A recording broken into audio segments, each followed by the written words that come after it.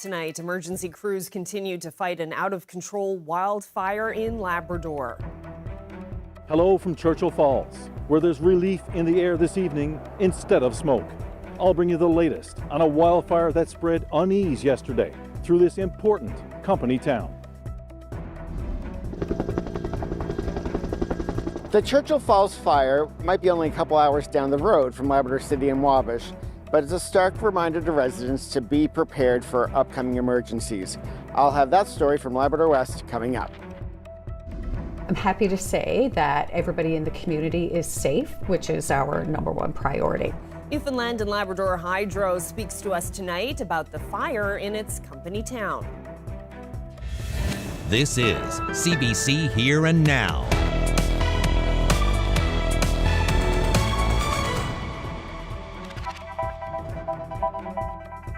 Good evening and welcome to Here and Now. We begin in Labrador. Crews on the ground and in the air are still fighting an out-of-control wildfire that began last night and threatened critical infrastructure in the area. Here and Now's Terry Roberts arrived in Churchill Falls this afternoon. This is ground zero, where a fire began around the supper hour on Wednesday and quickly erupted, fueled by dry conditions and high winds, and threatening some very critical hydroelectric infrastructure here in Churchill Falls. Well, I was talking to a gentleman that's seen it first, and he said he's seen a white flash by one of the hydro poles. It's a 66 kilovolt line that feeds the remote structures, and right following that, he's seen smoke. So he called fire and security right away. So something happened with the power line by the sound of it. I don't know if it was a lightning strike or if it was a short, or it's too early to say. This fast-moving wildfire touched off a massive response, both from the province and NL Hydro. It temporarily knocked out power to Labrador West. The Trans-Labrador Highway was closed, and some communications in Churchill Falls were disabled. Luckily for the nearly 800 residents, the fire started to the east of the community, and winds pushed the fire and smoke away from properties. A fire break also helped prevent the flames from spreading further into the dry forest. But it was a close call for the Churchill Falls generating station. It's a massive power plant that supplies about 15% of Quebec's electricity requirements. All but essential workers were evacuated from the station. The sky was just white and black, just full and just raging, really windy. It was really scary. It brought us back to last year when we got evacuated. But thankfully the wind was blowing away from town. Since this was only like a kilometer from town, it was really scary. If the wind was blowing the other direction, we would have had no time to evacuate. The dangers of wildfire are well known here. A year ago, Churchill Falls was evacuated for 2 weeks, and residents were ready to leave once again. Yeah, I was ready to go. After last year, I was planned everything. I got valuables in a certain spot. I have cash on hand, vehicles full of fuel. I'm prepared to go. I'm missing my family to get their stuff ready, and we'd be ready to go at a moment's notice. Not long ago, the ground here in Churchill Falls was covered in snow, but quickly things have changed, and now the fire index in this area is listed in the extreme category, dry conditions. By Wednesday morning, the fire was contained, and crews were focusing on hot spots. There's also relief in the forecast, with precipitation expected to dampen the frayed nerves in this important Labrador town. Terry Roberts, CBC News, Churchill Falls. And with the fire in Churchill Falls knocking out power in Labrador West for a few hours last night, residents are certainly remembering how important it is to be prepared for a possible evacuation. Here Now's Daryl Din brings us more on that. Wildfire season is here. With the fire burning near Churchill Falls and Labrador West currently under an extreme fire warning, residents are once again preparing for emergency situations. But the mayor of Wabash is also worried about firefighting capacity in the area. I have distress as a community leader. In the past, we had resources here on the ground. You know, just the local forestry department had, I think, 5 full-time people, and then your seasonal employees. We're down to 2 people here in this area. The water bomber was stationed in Labrador City, or Wabash, sorry, at the airport here for almost 30 years, and all of a sudden that got taken out of here. When the fire knocked out power in Labrador West for a few hours last night, many residents decided to drive across the border to Fremont, Quebec, where they could top up their gas and get some groceries just in case. The power outage also forced the town of Wabash to issue a boil order. But the town is no stranger to dealing with wildfires. back in 2013 when we had our emergency here where we evacuated our community, we learned a lot from that one, and we implemented a lot of that in 2024. Now, granted, we were on standby for evacuation, I guess, and never had to evacuate our community. We were there for our sister community, Labrador City, at the time. A key lesson learned from the previous evacuation, be it for leaving town, getting gas or groceries, is to release sections of town at a time and to communicate clearly. Because in 2013, when we were getting ready to evacuate our town, we put our residents on notice that be prepared to evacuate, wait further instructions. And that's where we messed up, because our plan was the whole time along to evacuate street by street. Barron also believes the government needs to reassess how resources are deployed during wildfire season. Well, fires are unpredictable. We've seen that here in 2013. We've seen it again here in 2024. The only thing that puts fires out is boots on the ground and resources in the air to help combat those fires. You can have all the signs you want, but Mother Nature don't comply with that sometimes, and she does her own thing. As residents of Labrador West cautiously monitor the situation in Churchill Falls, cooler weather and rain are on the horizon starting tonight and for the next few days. Daryl Din, CBC News, Labrador City. Well, as crews monitor the ground for fires in Labrador, people at NL Hydro in St. John's say they're busy doing everything they can to support them. Here Now's Mark Quinn spoke with the Director of Public Affairs at the company's headquarters late this afternoon. I'm happy to say that everybody in the community is safe, which is our #1 priority. As you could probably see from some of the photos and things like that, the fire was on the outskirts of the community, but it was, moving quickly, but getting, a little close to some of our infrastructure. But we're happy to say that it moved pretty quickly. And we were able to, we evacuated people from those buildings, but they were able to go back last night to check things out. There's nobody there today, but that's more of an air quality issue. So folks are on the ground. We have support from the province with respect to water bombers. We have some helicopters that have been in the air. We have ground crew who are in the area. They'll go around now and look for hotspots and flare-ups and things like that. So the plant is still operating, so that's great. What we did see last night was due to some smoke and heat and fire that was along these transmission lines that serve customers going from Churchill Falls to Lab West. Those lines were taken out of service. They kind of trip naturally it's a protection mechanism. And so the customers in Lab West were out of service for about 2 hours. We were able to then put the lines back in safely and restore customers with power, and they have been with power ever since. Employees inside Churchill Falls were without power as well for a little while. That was because, again, we had some damage to some things, not major infrastructure, but we did have to take a feeder out, so we took our town out, but we've been able to restore them as well. And the other thing is, probably you've heard that the fiber optic was burned, and so there is communications going outside the town are out of service, but cell service within the town is still operating. And Churchill Falls provides a lot of power for a lot of people. I wonder if you could give people an idea of where the power generated there goes. It's like 5 times the size of a Muskox Falls. It serves approximately 15% of Quebec's domestic use. So we serve, so the majority of the power is going there, but we also serve customers in Lab West. We've had, I think, 84 fires last time I checked this year already, which is almost as many as many years for the whole year. So we're having already quite a lot of fires. What do you think when you see that? We have, experienced something last year that was the first time the town has ever been evacuated in its history. So we know things are changing, and we have to keep an eye to that. Still with this story, the Provincial Department of Forestry has been coordinating with NL Hydro to deal with the Churchill Falls fire. And the department's Director of Wildfire Programs says it's concerning the season is starting so early. When you have those conditions, as we saw yesterday, it doesn't take much for either a new fire to get going or for a portion or a section of this fire to pick up in activity. So we want to, right now the fire's class is out of control. we're continuously monitoring that. And, we do have some favorable weather coming in the forecast. So we will certainly be analyzing that on a go-forward basis. And we're seeing a very early fire season in the province. And you are right, there are some lakes that are still caught over in that area.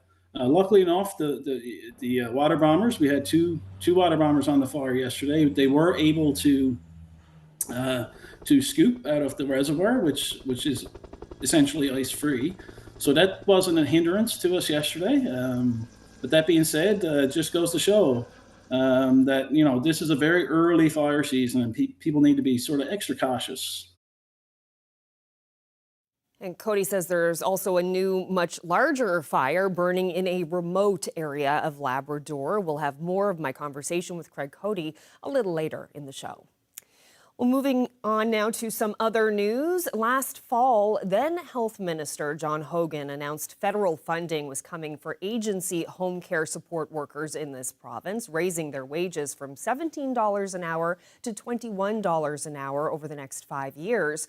But private home care support workers won't see any benefit from that. Elizabeth Whitten has that story. It was like getting punched in the face. Yeah, it was very upsetting because I already knew I was getting paid less, but now the gap is just growing. That was Sarah King's first response when she heard agency-based home care support workers would be getting a federally funded pay boost. As a private home care support worker, King gets paid $17.05 an hour, despite doing similar work and also being paid by the provincial government. She's frustrated her wage is staying stagnant.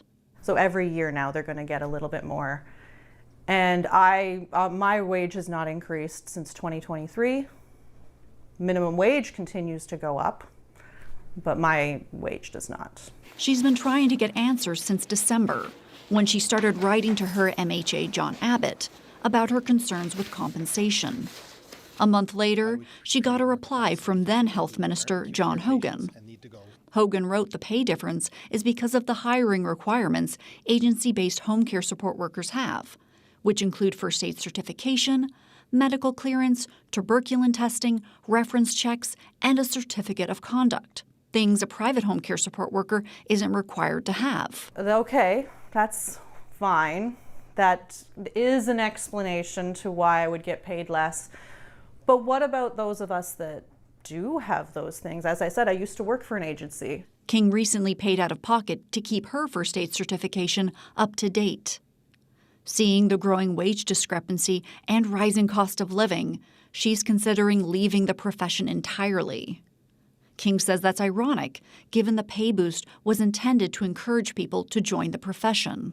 I mean, minimum wage is only $1 less. There's a lot of jobs out there that are a lot less stressful, a lot closer to home, and provide benefits. Ultimately, King wants to see her wages keep pace with agency workers. In an email to CBC News, a health department spokesperson reiterated Hogan's explanation for the difference in pay and that a wage compensation review is underway, but with no timeline for when any changes might be announced. Elizabeth Whitten, CBC News, St. John's. Hotel Corner Brook has a new owner and a new purpose, providing shelter for people who have nowhere else to go. Very unfortunate circumstances, and we do have an obligation as a society to help these people. But the downtown hotel may be causing problems for some. We'll find out more and talk to people who are living at Hotel Corner Brook. Well, we pretty much have the exact same setup as yesterday, where we've got this front moving through, some milder air certainly for portions of Lab West, and the island portion of the province also seeing some very mild temperatures, along with some very hazy skies out there this afternoon. Temperatures did climb well into the 20s this afternoon. 26 degrees in Badger, that's the hot spot, Grand Falls, Windsor. Gander at 24 degrees, and then we've got that mild temperature still in Lab West, sitting at about 24 degrees, or 25 degrees rather, in Lab City. There is some snow happening for the north coast of Labrador, and then we've got some showers, much needed showers that are going to move in, and really a rainy weekend ahead with some unsettled weather starting tomorrow across the island. I'll get into all that coming up.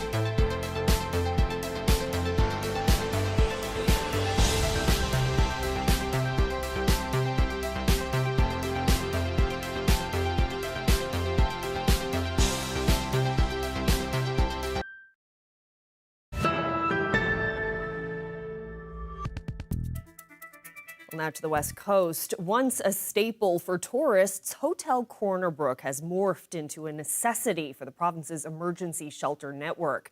And that's coming with a hefty price tag.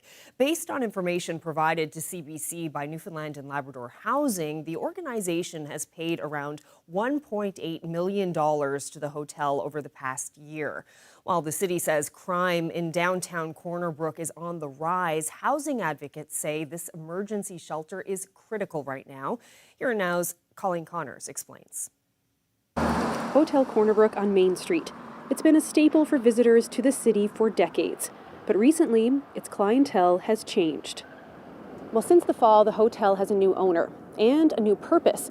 Around 25 of the 39 rooms are being used for people who need emergency shelter.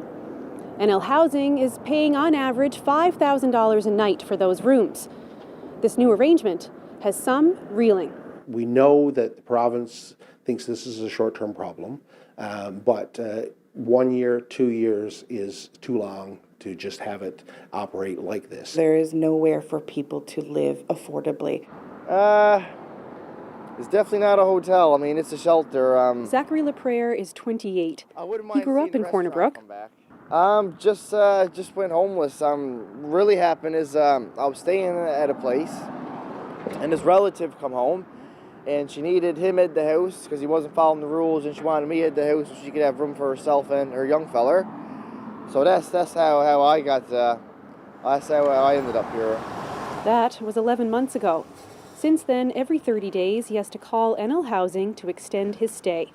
He spends most of the day walking around West Street and Main Street.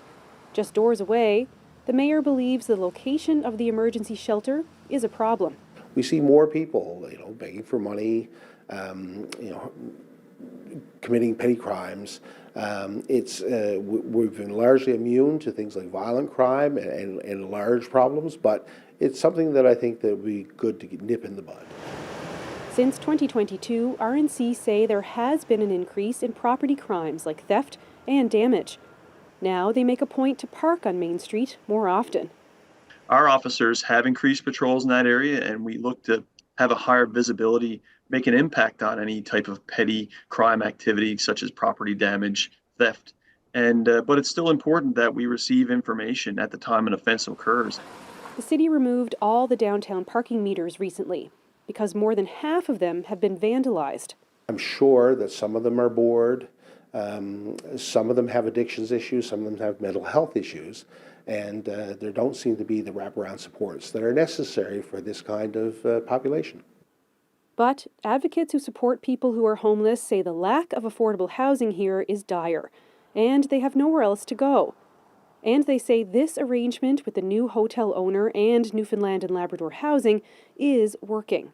We've seen an increase in supports on site, so 24-hour security. The staff there have been trained in mental health first aid, assist, so applied suicide intervention skills training, harm reduction methods. There are about the individuals and trying to keep them safe, because it's not ideal, obviously, to be living in an emergency shelter, but we need one. And so they're trying to do the best they can do with working with the individuals to help them move on. NL Housing recently hired a dedicated social worker in the Western region to work with people experiencing homelessness. And it says the food has improved too. No more meal vouchers. Now 3 hot and cold meals are provided on site. Although LaPrere begs to differ. Yeah, they're packaged. They're not very healthy. His dream to have his own apartment where he could cook and prepare his own food. For the most part, I mean, a lot of us are coming and going quickly. There is like a scatter, a couple of handfuls that has been there as long as I have, if not maybe a little longer. And amongst all of us, we're all like family here, right? I mean, we all know each other. We grew up together and stuff, and we're all from the same place, so we're all like family, right? Nobody gives anybody any problems. The mayor says that the city will work with the RNC to keep a closer eye on this area for now. In the meantime, the provincial government has promised 50 units, mostly 1- and 2-bedroom apartments, by 2026. Colleen Connors, CBC News, Corner Brook.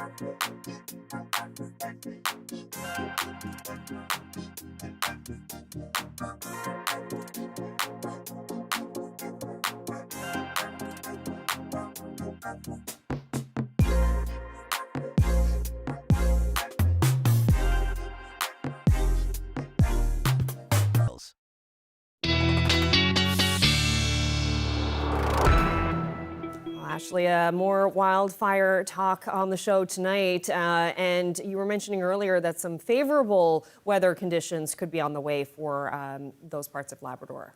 Yeah, actually across a good chunk of the province, we may see some showers. So that is certainly good news. But until we get there, it is still very dry out there and the fire risk is at extreme. Let's take a look at the current map today.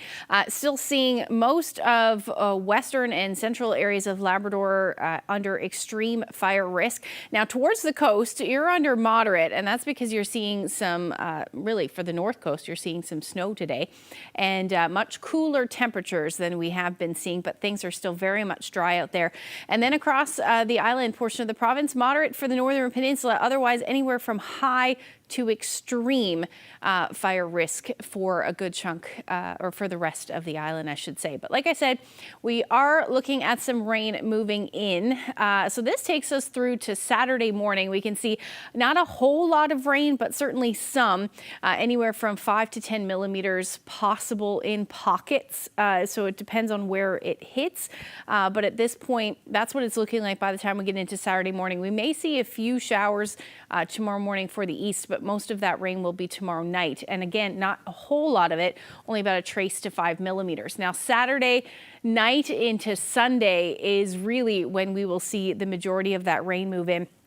Portions of Labrador, particularly in Lab West, may see upwards of about 30 to 50 millimeters of rain. So that is very good news. Even across the island, we could see pockets between 10 to 20 millimeters, particularly along the south coast. We may see somewhere between 20 to 30 millimeters in that time frame. So certainly very good news. But for now, we've got an area of low pressure and a couple of fronts associated with it. The setup right now, very similar to what we saw yesterday with those fires in Manitoba and Saskatchewan, following pretty much this front in the upper atmosphere. And it's carrying a lot of that smoke in the upper levels. And, you know, today, which otherwise would be sunny skies, for the most part anyway, seeing very hazy skies. And we can see some of that showing up. Here's a better picture of it for at least the smoke. You can see the smoke in those more ashy colors, the darker colors there. And that's really moving along. And as we head through tonight and into tomorrow, we're going to continue to see some of those hazy skies. Now, Environment Canada has a special air quality statement for the Churchill Falls area. So anywhere this downwind of the fire that's currently burning in Labrador, you are still seeing some smoky conditions. But the other areas across the island, it's only in the upper atmosphere, so you're not smelling it, you're just seeing it. So it's going to bring that reddish or orangey hue to the sunrises and sunsets, and certainly saw lots of pictures of that today. And so that will continue through tonight. By tomorrow, we should see that end. So the skies will return to more blue skies. Now, temperatures are still quite mild out there. 24 degrees in Gander, beautiful night. 23 in Corner Brook. And then across Labrador, at least for the west, you're seeing your temperatures around 24 degrees in Lab City. Very different story in Happy Valley Goose Bay today, struggling to reach 6 degrees this afternoon. So just goes to show you on either side of those fronts just where those temperatures are quite mild. Things through the night tonight, other than some snow for the northern portion of Labrador, which may mix with rain tonight, it's going to be a fairly unsettled night for you. And again, that chance of showers will move in for Lab West. And then overall, temperatures will be sitting in the double digits for most of the island. And northern peninsula, you'll dip down to about 2 degrees, anywhere from 0 to 8 for most of Labrador. And then for tomorrow, generally looking at the chance of a few showers to start the day. The afternoon should turn out to be pretty lovely. But again, more shower activity expected in Lab West, northern portions more widespread though as we head into the afternoon. And then we're looking at that chance of some showers further east. Pretty much the eastern portion of the island may see some showers through the overnight into early Saturday as well. Daytime highs are going to be a little different. Southern areas looking at temperatures between 9 to 12 degrees, central back into the 20s, but those winds will be out of the southwest tomorrow between 30 to 50 kilometers per hour, and much cooler temperatures tomorrow, comparative anyway, for the west. I'll get into the long range forecast coming up a little later. Thanks, Ashley. Well, now back to our top story. Crews continue to battle a wildfire in Churchill Falls. The fire has been knocked back, but is still out of control. The director of the wildfire program with the Forestry Department gives us an update on the situation and talks about the level of risk for wildfires province-wide. I spoke with Craig Cody late this afternoon. Today, we've been seeing some decreased fire behavior, certainly in comparison to yesterday evening. Essentially, what we have today is what we would call a smoldering ground fire. So that gives us the opportunity to get some of our ground crews and our boots on the ground to get into some of these areas and kind of dig out those hot spots and get some water on those hot spots that might be down deep. The fire is approximately 169 hectares in size. And luckily enough, the winds yesterday drove it sort of behind the substation and away from the community. Those winds have continued today, so it's essentially the winds are pushing the fire away from the community. So the risk to Churchill Falls itself and to the NL hydro infrastructure is actually decreasing today. Sure, a lot of people will be relieved to hear that. You say it's a smoldering fire. Is this still considered out of control? Yeah, it's still considered out of control just because of the situation that we have in terms of weather and fire weather. Essentially, if I'm sure folks can visit our website and they'll get the latest what we call the fire weather indices. And right now, Central Labrador, Western Labrador, and parts of the island are on extreme, and other parts in the province are on very high or high. So this is concerning for us. And you know, when you have those conditions, as we saw yesterday, it doesn't take much for either a new fire to get going, or for a portion or a section of this fire to pick up in activity. We're hearing that there's still some ice in some of the ponds or lakes there. I'm wondering about the resources that have been deployed there and whether water bombers are being used and whether ice in those ponds or lakes could be a problem for water bombers.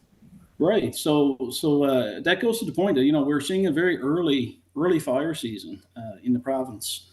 And you are right, there are some lakes that are still caught over in that area. Luckily enough, the water bombers, we had two water bombers on the fire yesterday. They were able to scoop out of the reservoir, which is essentially ice-free. So that wasn't a hindrance to us yesterday. But that being said, it just goes to show that, you know, this is a very early fire season and people need to be sort of extra cautious. I understand that the fire started on the side of the highway, and I'm wondering about the likelihood that the fire could have been started by maybe someone tossing a cigarette butt out of the window. I know you don't know anything for certain, but I'm wondering about the likelihood of that scenario being the cause of this fire.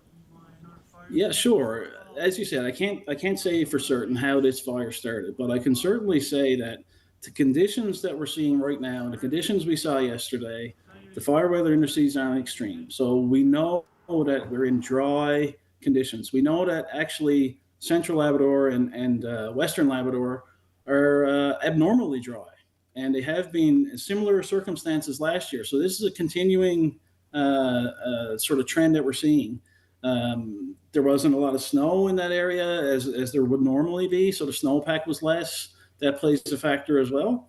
So right now, with those conditions, and you get that warm, hot, dry wind, really windy conditions, it doesn't take very much to ignite a fire. So while we don't know the cause specifically at this moment, the conditions were certainly right that a fire could easily start. And can you talk about the newest fire in Labrador? It's much bigger. It looks more northwest, maybe in an area. It seems like it's a pretty isolated area. Can you talk about that fire and whether any resources are being deployed to fight that? Sure, sure. So luckily enough, this fire is in a remote area. We're just monitoring this fire at the moment. We're not suppressing this fire at the moment. Our focus right now is on Churchill Falls. The good thing about the location of that fire at the moment right now is that there aren't any values at risk. So there isn't any significant infrastructure, homes, cabins, those types of things in that area. So right now we're not too concerned with that fire. Last night you mentioned about the wind helping crews in terms of keeping the fire away from the generating station, but it did come very close to the station. And I'm wondering, especially considering what happened last year with the wildfire, what kind of mitigation and prevention efforts have been made to protect that critical infrastructure? Right. So essentially, during the fires last year, and NL Hydro undertook the pretty significant task, really, of placing a fire break around the community. Unfortunately, this fire happened, as we know, as you mentioned, basically right in town, really, and right alongside the road. So those are very hard to mitigate and prevent, certainly. So that effort to put in that fire break was certainly would like commend them for doing that. In terms of prevention and mitigation, what we've been in discussions with NL Hydro and with other partners around the province and other communities to really start focusing on Fire Smart Canada. And that's a resource that's available for individuals, homeowners, cabin owners who are interested in protecting their own property. This is a shared responsibility that we all have to prevent wildfires from happening where possible. Well, Craig Cody, hopefully things continue to go well for the crews on the ground. Thank you so much for this update. Really appreciate it. Thank you, Carolyn. No problem. Well, now to the province's west coast. There's a lot of dismay around Stephenville over the state of the airport. That's according to Tom O'Brien, the councillor and former mayor, is reacting to news that the airport may have its power shut off. It's the latest struggle for the airport since its sale to Ottawa businessman Carl Diamond nearly 2 years ago. Those issues include a $2.5 million lawsuit over payment for a new runway lighting system. Stephenville Council met this week to discuss the latest news about the airport. O'Brien says it's now a waiting game. We did meet, and we got to see what the next few days is going to bring. I guess Mr. Diamond is working on something, although we don't know what. We're just on the wait and see pattern right here, right now, which is not a good place to be. Well, Diamond was unable to be reached for comment. Meanwhile, Newfoundland Power says it is in discussions with the airport and it will not pull the plug today. In other news, NL Health Services has launched a website to identify the unclaimed bodies being stored at the Health Sciences Centre. It's meant to help notify family and friends of the deceased individuals. It currently lists the names and birth dates of 26 unclaimed bodies. All of the deceased currently listed were over the age of 60 at the time of death. Some of the bodies have been stored for several years. One has remained unclaimed since January 2022. Government says it will be partnering with a funeral home to bury the bodies if they remain unclaimed. Another cruise ship visited St. John's today, and this one is on quite the adventure. The Holland America vessel is on a 133-day pole-to-pole voyage. The 1,800 people on board began their trip in Fort Lauderdale in January and have traveled around South America with a quick detour to Antarctica before crossing the Atlantic and going north up the coast of Africa and Europe. The cruise crossed the ocean again and is now headed south back to Florida.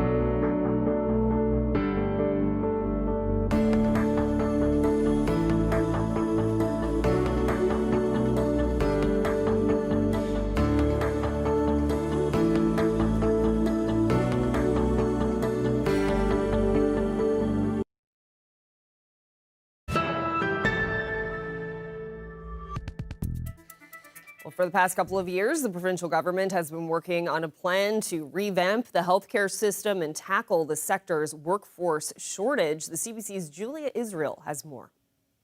The province has a new report on how to fill the province's shortage of healthcare workers over the next decade. The bottom line, more retention, more recruitment. We also had a focus from this report on exploring ways to automate non-clinical aspects of some professions to support an improved work-life balance for health professionals.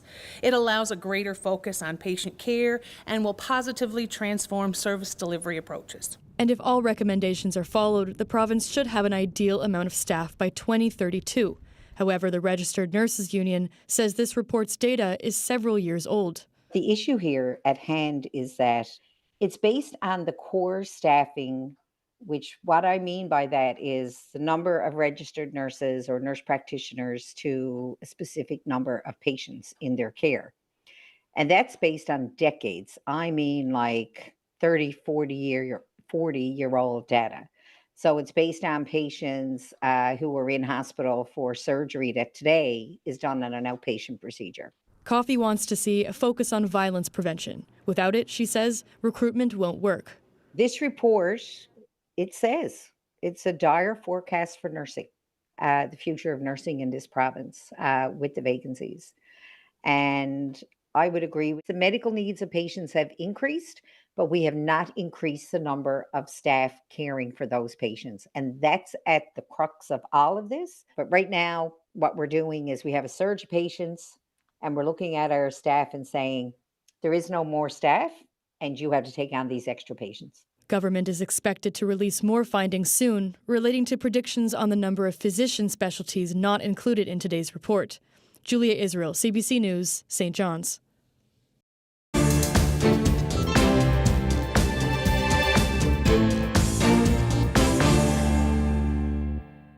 Well, the world is assessing Wednesday's U.S. federal court ruling blocking most of Donald Trump's global tariffs. Prime Minister Mark Carney welcomed the decision but said Trump's tariff threats are far from over.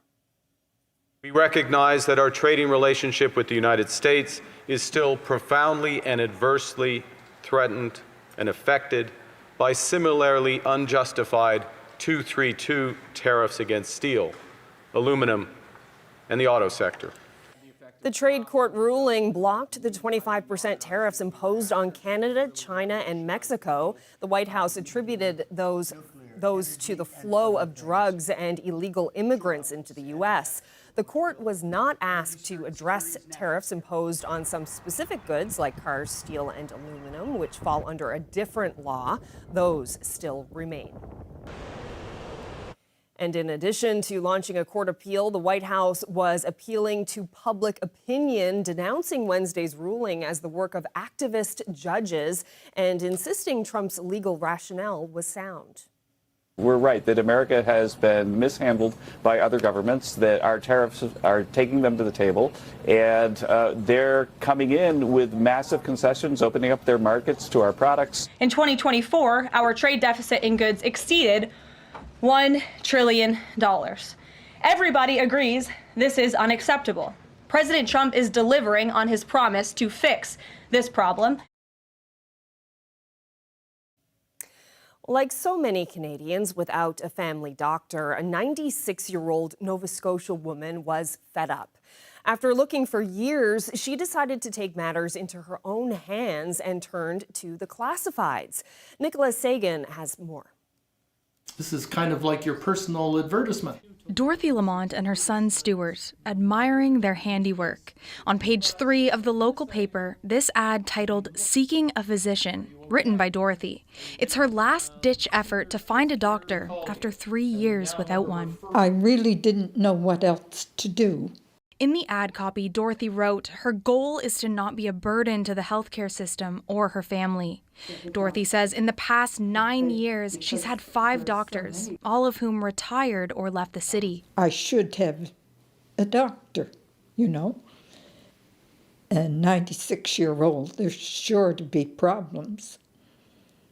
but I have no one to turn to. Though Dorothy's method is unique, her story isn't. An estimated 6.5 million Canadians don't have a family doctor. In Nova Scotia, that number has decreased from a peak last year, but still sits at more than 90,000 people, close to 9% of the population. At 96, I think you deserve a bit better. Stuart Lamont says last year his mother had a health scare, and with no family doctor, there was no follow-up care. It's not as if this is exclusively a Nova Scotia problem, but it's troubling. Nova Scotia's health authority wouldn't discuss Lamont's case due to patient confidentiality, but stressed they're working on solutions. Our goal is to continue to move the number of people in the province that are not yet connected to primary care lower and lower. After the ad was published, Lamont got a call from a medical clinic with news that a new doctor could take her as a patient. She says she hopes she was prioritized because she's 96, not because of her ad. Nicola Sagan, CBC News, Dartmouth, Nova Scotia. Well, it's baby season at the Wildlife Preserve near Whitehorse, and one calf has needed a little more help than the rest. Jackie Hong has more. It was a rough start for one of the Yukon Wildlife Preserve's newest additions. While the muskox calf was healthy at birth, his mother had trouble fully expelling the placenta. That left her extremely uncomfortable and meant she wasn't able to give the calf his crucial first feed. We ended up having to intervene, and so we're now bottle raising this, hand raising this little baby muskox. Mom and baby are both doing fine now, but that initial separation meant they missed an important bonding window. The unnamed calf will spend a few more weeks getting bottles and pellet food. He'll then be gradually reintroduced to the rest of the muskox herd at the preserve. He's in a separate but adjacent pen for now, where the care team can keep an eye on him. Normally I just go in and check the food and the water, and then he's hay in the house. And if it's not more in good quality, or it's just stems left and no more leaves, then I take it out and then we just replace it. While he's being human raised, the team wants him to retain as much of his muskox characteristics as possible. That means making sure he doesn't get too friendly or too used to being around humans. But while people are keeping their distance, it can be hard to look away. On a scale of 1 to 10, this guy is 11 on cuteness. This little muskox is only 4 weeks old, but he's already doubled his weight. But full-grown muskox can hit 350 kilograms. This little guy has a couple more years before he hits that. Jackie Hong, CBC News, Whitehorse.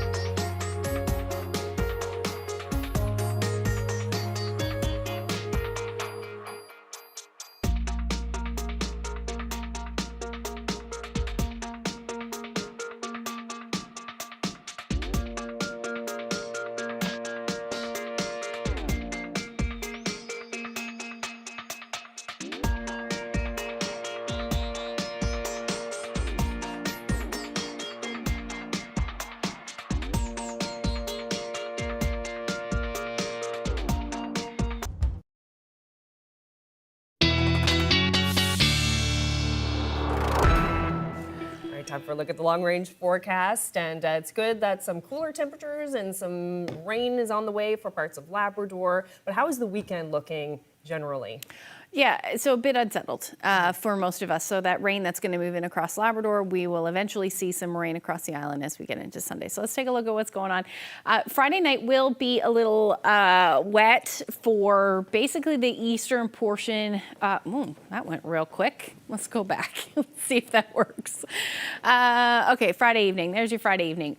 So we've got some shower activity, essentially, like I said, for the eastern portion of the island Friday night. And we'll see some more showers up across Labrador as well through the overnight, and then more showers will move in. Now, also some much cooler temperatures as well. There is a chance that we could see some snow in the mix for Lab West. Now, whether it makes it to the community or not, we will still we'll have to look at that. But for now, it does look like those temperatures will stay on the cool side for you on Saturday. And then we'll see a bigger push of moisture by Sunday morning, essentially for Lab West and really across the island. Now, through the afternoon, we will likely see some peaks of sun in the mix through your Sunday, so it will not be a washout by any means, or Saturday rather, so it will not be a washout by any means. And we're also looking at those temperatures staying quite mild across the island, anywhere from 18 to 25 degrees as our daytime highs. Now, the southwest and northern peninsula, you'll likely stay only about 10 or 11 degrees through the day. And there's that cooler air that I was talking about. So Lab City down to about 10 degrees through your Saturday, 6 in Happy Valley, Goose Bay, and then towards the coast as well. You're staying in those single digits. Now, as we get into Sunday, this is when that bigger push of moisture will move in. Most of us across the island will be seeing that rain, and Labrador as well. North Coast, you'll still be dealing with the potential for some snow in the mix as your temperatures stay much cooler through the afternoon. Your daytime highs will likely only sit around 0 or +1. And as far as the rest of Labrador goes, well, the majority really, 6 to 8 degrees will be your daytime high, except along the Strait and the northern peninsula, where your temperatures will sit between 11 to 13 degrees. And then varying temperatures across the island as well, anywhere from 19 to 21 degrees, a little cooler along southern areas of the island. Things are going to stay a little bit unsettled for your Sunday, like I said, with that rain, but then by Monday and Tuesday, looks just like some cloudy periods with temperatures between 16 to 19 degrees for St. John's and eastern Newfoundland. And then for Central, it is going to be a rainy Sunday, but then by Monday and Tuesday, drying out again, 21, 22 degrees. So expect that fire risk to be high. And then for Western Newfoundland as well, you're looking at your temperatures between 19 and 20 degrees. A nice stretch of overnight lows there, 10 to 15 degrees, but don't get too excited. Still, don't leave your plants out just yet. For the northern peninsula, or rather the eastern portion of Labrador, you'll rebound back to teens, but it is going to be a wet couple of days, and same thing for Western Labrador. Much needed rain. I don't think anybody is upset about that. If we take a look at our weather photo of the day taken in Grand Falls, Windsor, this is just a lovely shot of the Goodyear's Dam at the Exploits River. So thank you to Kelly for that photo. If you have any weather photos, we'd love to see them, and you can share them with us by sending an email to nlphotos@cbc.ca.